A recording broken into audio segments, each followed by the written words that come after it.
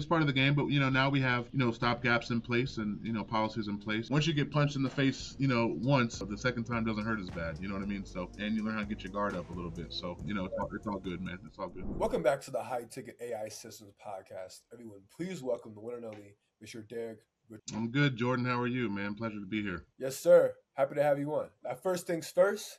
What is your offer? Basically, what do you sell, and who is it? So we are in lead generation. So we are primarily in the insurance space. So insurance agents looking for leads, and then also home services. So roofers, a little bit of solar, windows, guys that do siding. Right. We offer leads for those industries. That's very interesting because I've sat down with some lead gen companies in the past, but they're predominantly utilizing their own Google ads on behalf of clients or Meta ads, TikTok ads, whatever the hell the case is, right?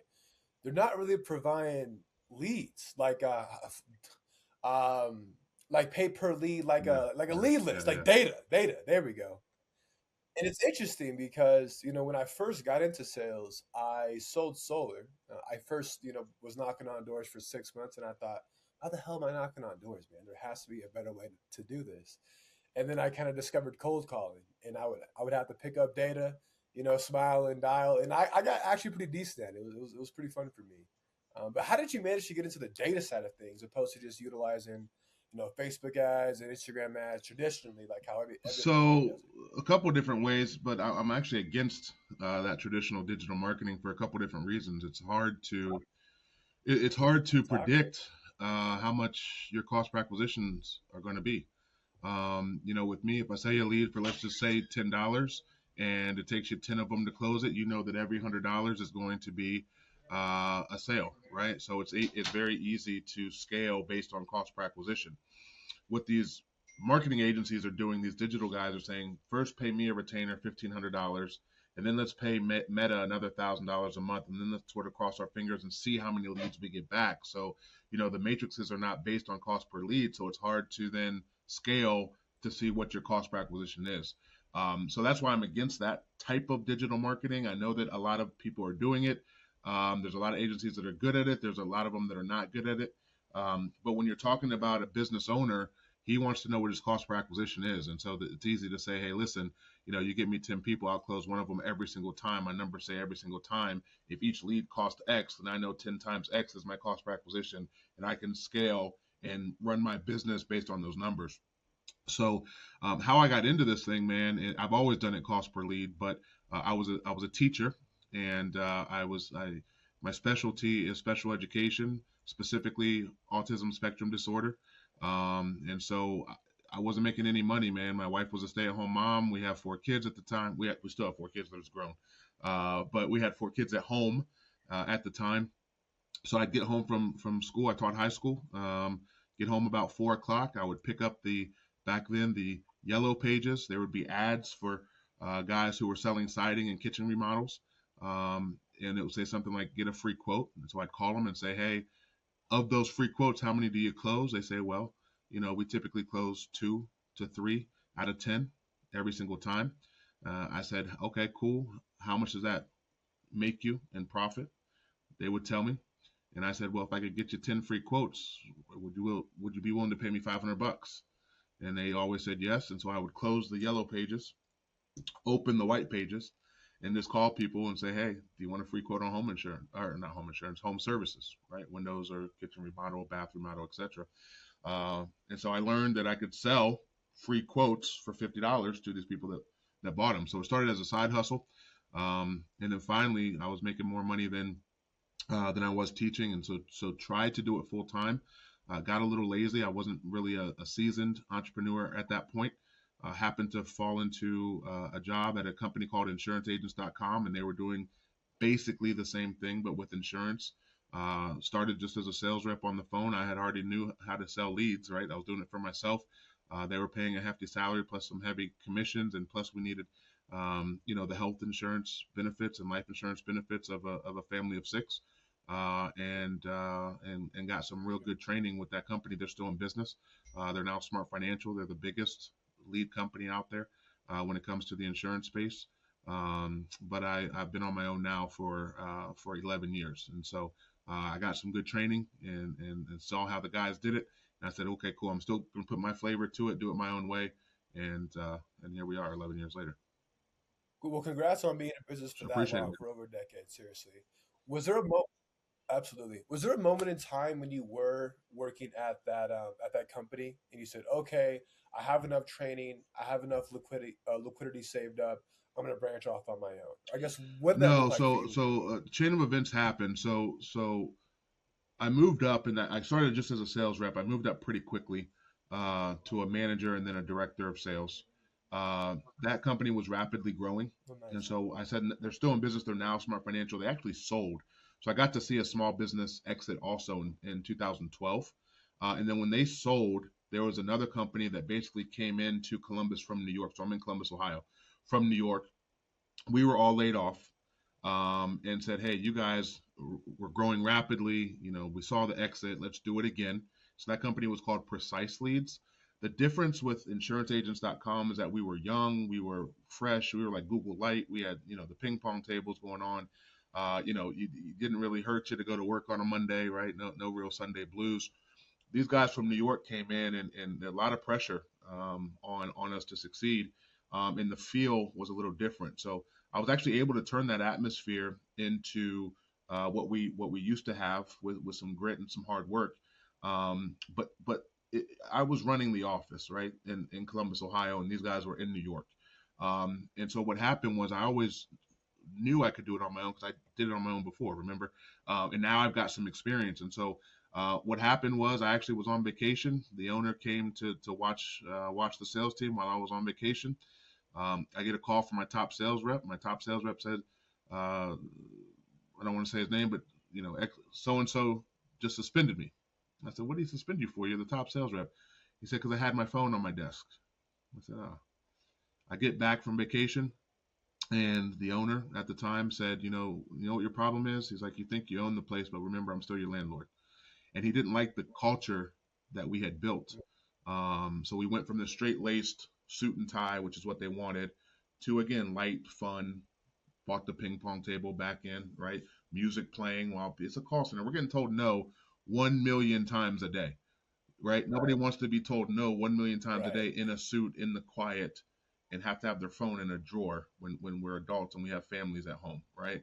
Um, and I left that day, and I said, "Cool, awesome.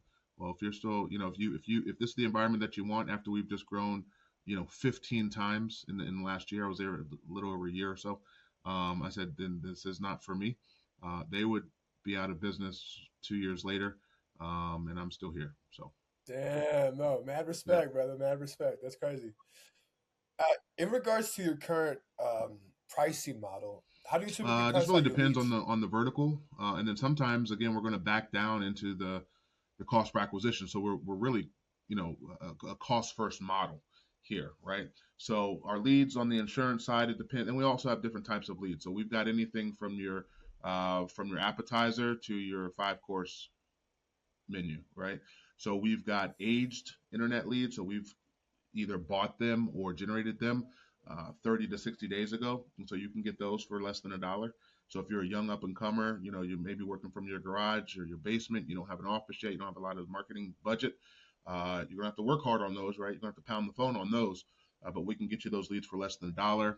We have leads that go up to $60 on the insurance side.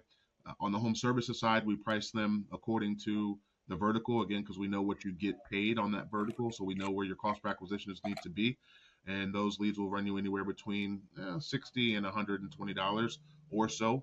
And then what we do is we then have meetings with these guys and say, okay, where's your cost per acquisition right now, right? And so if we need to adjust, we do so up or down, right? So we want to maximize. We want to be a good marketing partner for you. If your target cost per acquisition is, let's just say, $500, and we're running right now at $400, then I need you to pay me just a little bit more because I'm going hard to work for you. But if you're at $600, I'll bring my cost down, right, to try to fall within your margins. So what's really cool, I didn't know that this was going to come in the mail before this podcast, but Insurance Business Review, which is a trusted magazine in the insurance space, actually just wrote an article on us about how this cost first marketing, I don't know if you can read that, is reshaping insurance, right? Because everybody's talking about cost per click and cost per impressions, and I need to run this Meta campaign, I need to run this Google campaign. Yeah, but if you don't know what your cost per acquisition is, you're not a good business owner, bro. You know what I mean? We're a cost first approach here. That's amazing because from an EBITDA standpoint for adding equity into the company, private equity Hmm. firms look for predictability, right? And if you do not have a predictable system to acquire customers at a consistent cost of acquisition, it's going to be really hard for them to invest into your company or give you outside capital. And you kind of flip the model on its head. You work from the cost of acquisition backwards. You're even willing to become flexible with your clients and move the price so they hit their Right. CPAs or their CACs. It's very, very good stuff, man. Nobody really has that approach, to be honest with you. A lot of agencies, like you said, I mean, you said it earlier, but pay me $1,500 as a retainer. Go ahead and gamble on Meta, and if it Right. happens, great. If it doesn't work Right. out, sorry about your luck. I think Right. that's interesting, man. Going from a headcount perspective, 11 years in business, where would you guys say that Headcount in you're at terms with of that? my employees. So we've actually downsized, and it really depends on what type of employee you're talking about. So we used to be very heavy. Remember when I was talking about insuranceagents.com and precise leads, we were very heavy on the sales rep side of things. I mean, at one point we had like 50 sales reps, calling insurance agents at these companies. And at one point we got up to about 24, 25 sales reps calling on the company, calling on companies to acquire business. But what we found was that our cost per acquisition was a lot when you're paying salaries, right? So if we're going to be cost first, let's be cost first everywhere. And really, sort of a chain of events happened that I'm happy to talk about. But during COVID, we had a lack of production, and we sent people home. Right, we have an office here. It's a locker room environment. We got the pool table, the ping pong table, the dart boards. The games are always on the TVs, right? Um, and so, during COVID, when we sent people home, they weren't in their comfort zone anymore. Number one, but number two, what happened was everybody had fear of what was going to happen with COVID, and so oftentimes they're working alongside their wives or their husbands, and they're working alongside their children who are trying to do homework, and people weren't necessarily trying to invest at that time. Business owners, right? We're in business to business sales, so our numbers dropped dramatically during COVID. But I didn't fire because I didn't want to fire my staff in a time where we're a team, right? So if I don't want to send you out into this world without income to try to figure this out. But when we came back from COVID, really in 2021, there was a lawsuit against us. It was pretty big, and though we won the lawsuit, it was dismissed. It did cost about $100,000 to defend that lawsuit, and so sometimes you lose even though you win, right? Um, and so at that time, we did have to downsize to keep the business afloat.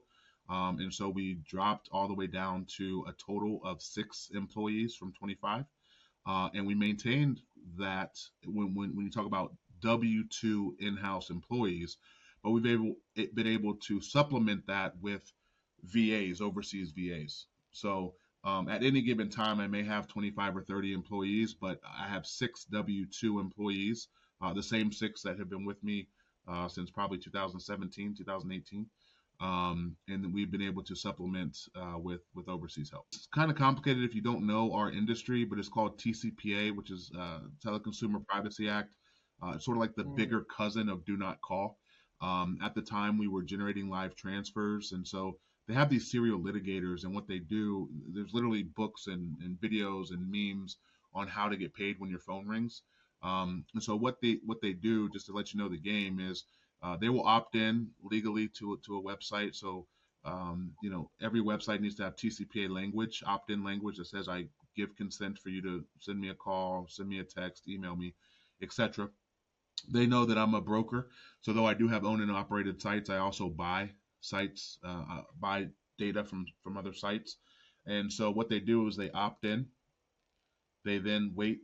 2 weeks, 3 weeks, they know that that person has sold that data probably 3 to 5 times, and then also have sold it to somebody like me who may sell it again another 3 or 5 times. So now their data is everywhere legally because they opted in for it. There's list of trusted providers that you're giving consent to have your data when you fill this out, and then they opt out from the initial source, which then the initial source oftentimes doesn't trickle that opt out down. And then when their phone rings, they're like, "Oh yeah, I opted out. I'm suing you." Blah blah blah blah blah blah blah blah. Normally, what happens is you get a demand letter, and we get it a couple a year, and you just pay them.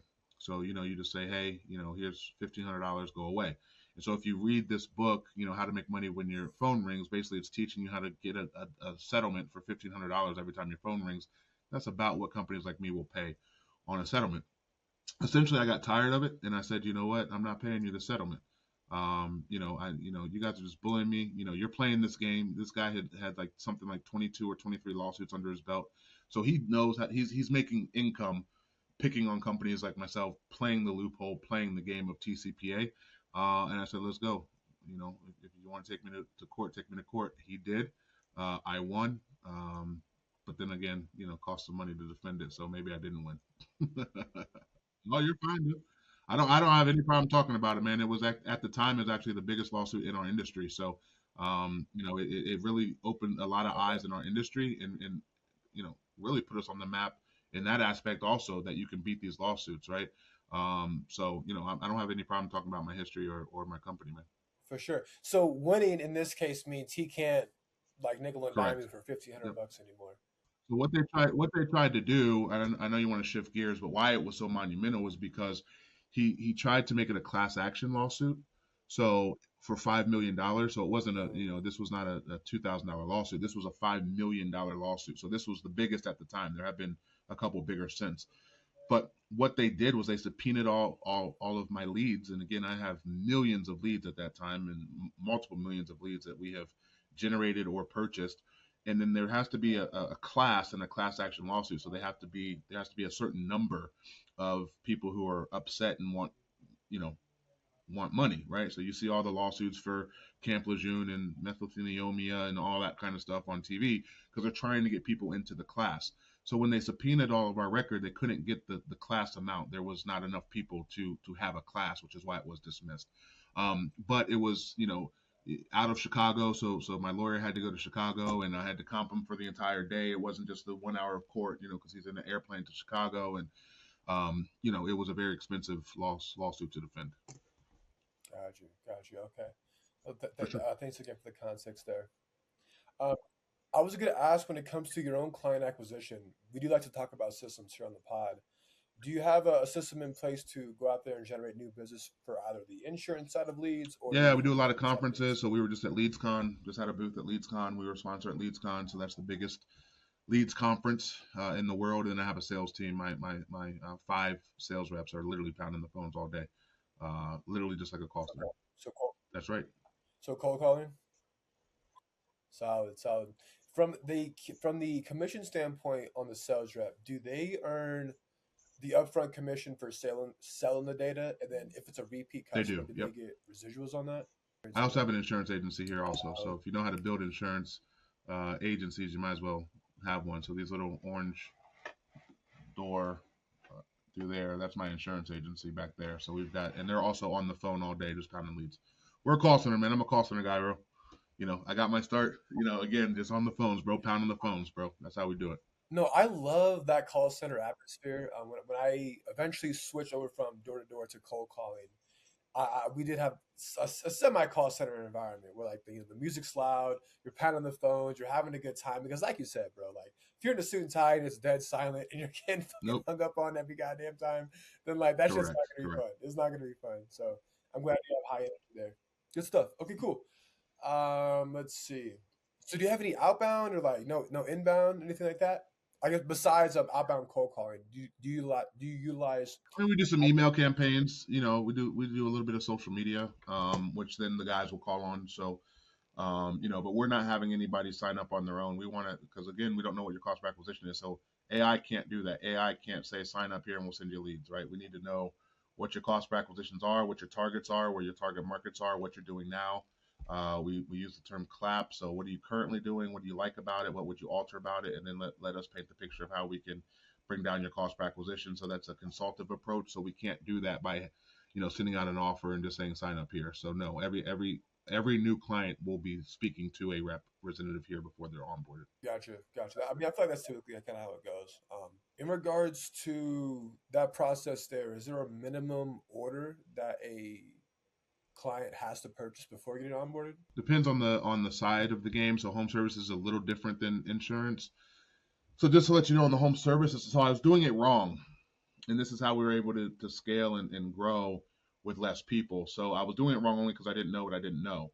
So on the insurance side, we have kept it the same, which is the wrong way to do business, by the way, which is go after the individual insurance agent. So not Allstate corporate, but Mike Jones, small business Allstate agency owner, right, is who we're selling. On that side of the business, our minimum is $250.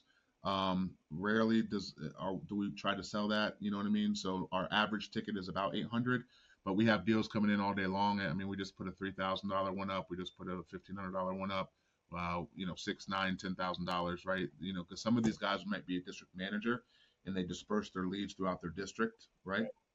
On the home services side, we don't do Mike Jones individual roofer, right? We're going directly to the head of the fish. So we're going directly to what we call the direct end buyer. And so that's how you should do business because you can scale. And so on the insurance side, where somebody may, be getting 100 leads a month, these guys are buying 10,000 leads a month, right? And so on home services, we only do what we call national accounts, which is the big buyer. So if you're a direct, big window company, roofing company, that's who we're dealing with. We're not going to do mom and pop ABC, home services. So on that side, we don't really have minimums, but they already know that those tickets are going to be 10,000 to 80,000 a month. For sure. What is your, just out of curiosity, what's your largest account from a lead purchasing standpoint? Like who purchases the most leads month over month? Insurance or the home improvement guys? Home services by far because they're just buying more leads. Right. Yeah. Would you say like they're purchasing like over 100,000? Like we just one account? I don't have a client over 100,000, but I have a couple of 80, a couple of 60. That's pretty beast, man. Yeah. Right on, man. Yeah, because I feel like Yeah. if they have a call center of their own, or they're pounding the phones, or they have an overseas call center, etc. Just buy a bunch of data, give it to them, make it generated points for you that way. It makes total sense. 100%. Yep. You got it. You understand. Yep. Let's see here. When it comes to your recruiting process, how does that look like? I don't recruit anymore because we've been able to scale. Because the home service side brings us in those long-term clients. I don't need to, there's no reason for me to have 25 people calling on insurance agents, and there's not enough people on the home service side that are big enough for us to handle. That requires a sales team, so I don't recruit anymore. Gotcha. We're sort of just a family business, and these guys have been with me for 10 years or so. So you know what I mean. For sure. Whenever you did bring them on board, did you already previously know them? I did. I was able to recruit when Precise Leads went out of business. So Right. I took all those guys from Precise. Yep. Oh, life is easy when that happens, man. You don't have to go out That's there right. and headhunt. And I was their director of sales back then, so they already knew me, trusted me, and loved me. So it was pretty easy. Yeah, trust is a big one for sure when you're just switching companies. Right. Yeah. Let's talk about some goals and desires, man. So I guess like ultimately, what is the big goal for you? Are you looking to sell or just keep riding the wave, man? Keep making money. We've had some offers to buy us, but they're just not high enough. I'm not old enough to retire, so For sure. although an exit seems like it's a really cool thing, there's only so much golf you can play. My kids are out of the house, man. I got grandkids, so I love them to death, but I'm not trying to be that kind of grandpa yet. I have 7 grandkids, so the house gets kind of full when everybody's over there, and I prefer to be at the office sometimes. Listen, if the right offer came across my desk, I certainly would sell. But I'm just having fun, man. I come to the office, I go to work every single day. Like I said, we have a locker room here, so nobody has a Sunday blues coming in here. On a Sunday, everybody makes good money. We make a good living, and so I'm cool living right here for right this second. If you talk about ultimate goals, we're just trying to continue to grow. So we are a 2-time Fast 50 in Ohio, which recognizes the fastest growing privately held companies. So we continue to grow every year, and to win that award twice is pretty cool. I'm always looking at just how do I grow my revenue. How can I continue to get the revenue higher and higher and higher. So that's my ultimate goal. Every year every quarter we have a goal. Every month we have a goal. Every year we have a goal. Right, and it's revenue based, and those continue to increase. So those are my goals. But if the right offer came, awesome. But these offers that number one, they want me to keep working for them. I don't work for people anymore, bro. So I'm psychologically unemployable. So they want to buy me, but then have me still run my own business. Like that doesn't make sense to me. Or they want to buy me for something crazy like a three times EBITDA, and I'm like, no, that's not enough money, bro. That's only 3 years, homie. I'm not ready. What am I going to do after 3 years? Right, right. Uh, so yeah, if the right offer came, I'd certainly sell, but I haven't seen it yet. That's hella funny. Essentially, what private equity firms do is just buy future cash flow from you. Like you said, they're going to pay you 3 years in advance, basically. And I'd rather Yeah, pass. yeah. I love how you say you're psychologically unemployable because I'm the exact same way. Like once you work for yourself and you make pretty decent money for yourself, it's like there's no effing way I'm going back to getting a job, man, or like Nope, working for somebody else. So I nope, nope, nope. totally know what you mean there. And then you talked about wanting to increase revenue. Love that goal. If you don't mind me asking, do you have any specific strategies besides just like calling more business owners to increase revenue to your desired amount? So it's really just bringing in the more national accounts and then being able to scale those accounts, right? So we're working on our efficiency every single day, right? And I'm taking those calls as the CEO of the company. I don't have an account manager that's having these in-depth financial conversations with these multi-billion-dollar companies, right? I'm handling that, right?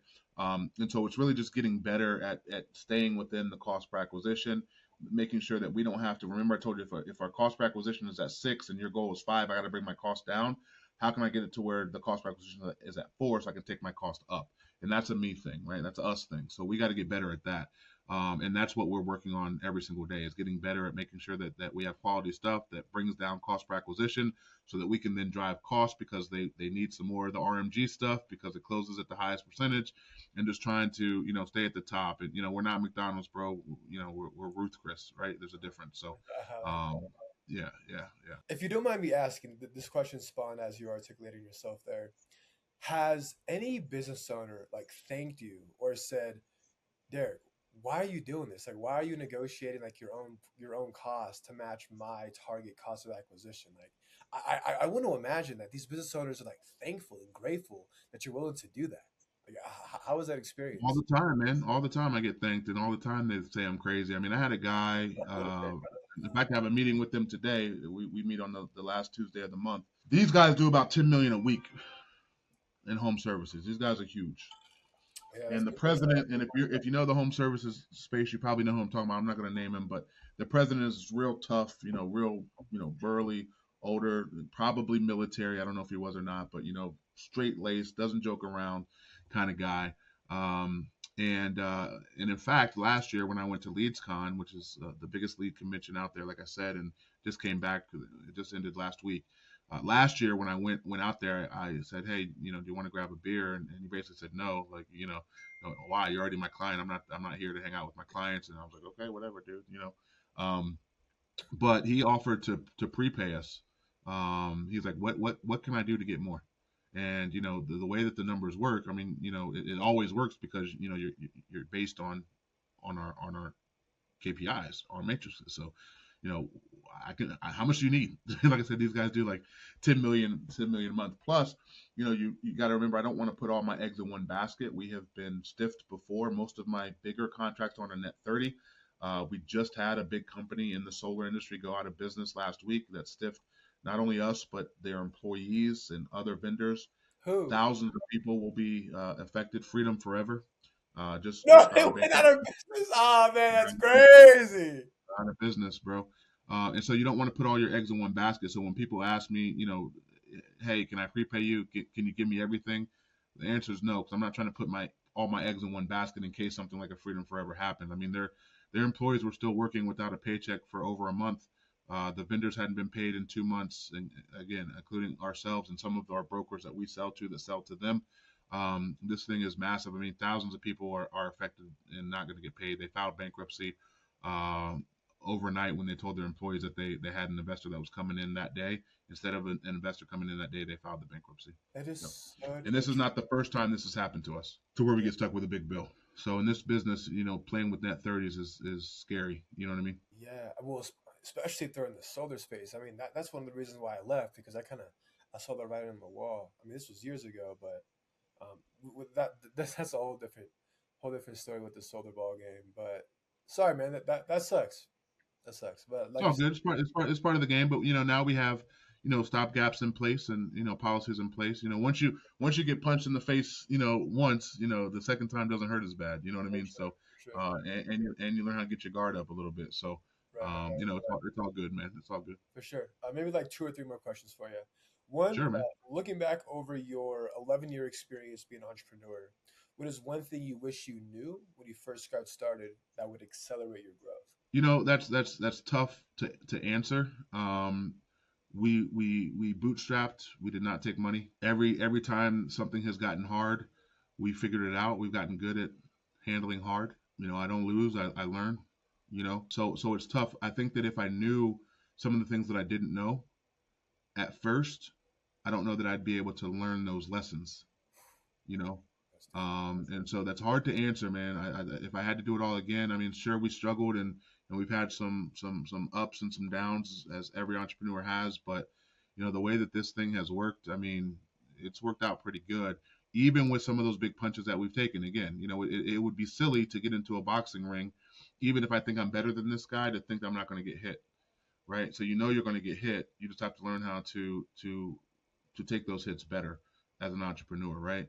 And so the only thing that I would say is that maybe I would have went after the bigger insurance carriers instead of the individual agents, like I'm doing on the home services side. Maybe we would have grown faster.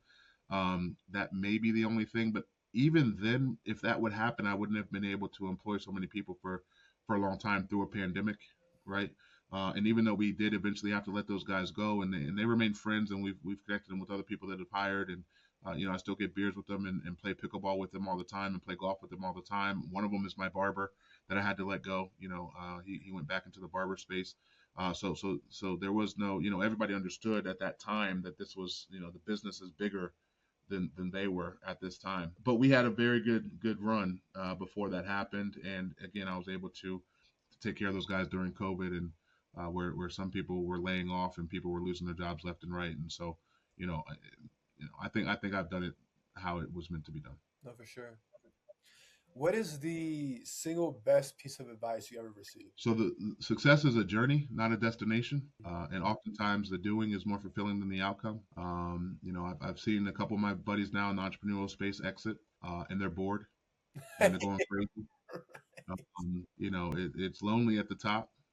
I'm a pack animal, and so enjoy the ride while you're on the roller coaster. Because when you get off, you can say I rode the biggest roller coaster, but you're just talking about it. You're not doing it anymore, right? I mean, even if you win the NBA Finals, you're not telling stories about holding the trophy and the champagne. You're telling stories about the games that got you there, the ones you almost lost, the ones you won by 50, the ones where you had to come back. That's enjoying the ride. That's why so many people cry when they retire, because all the memories are coming back. So success is a journey, not a destination, man. You gotta enjoy the ride while you're in it and don't rush it. To add some input that into that, absolutely, man. I played baseball for a long time, love sports, so I'm glad you keep bringing that up. When I injured myself and didn't play in college and didn't get drafted like how I thought I was supposed to, I had an ego death. Kind of getting back to retirement, it's like, what the fuck do I do now with my life, man? Like, I Yep. dedicated 15 years to this at a very elite level. Like, this was all I did. Like, I played Yep. this sport, and now I don't.